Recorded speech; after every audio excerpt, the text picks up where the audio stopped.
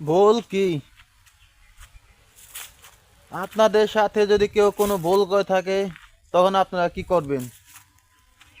তাকে মারবেন নাকি তাকে মাফ করে দিবেন? যদি আমাকে বলতে পারেন আমি তো মাফ করে দেব তাকে। এখন আপনারা কি করবেন? এই দুনিয়াতে মাপের চেয়ে বড় কিছুই হতে পারে না।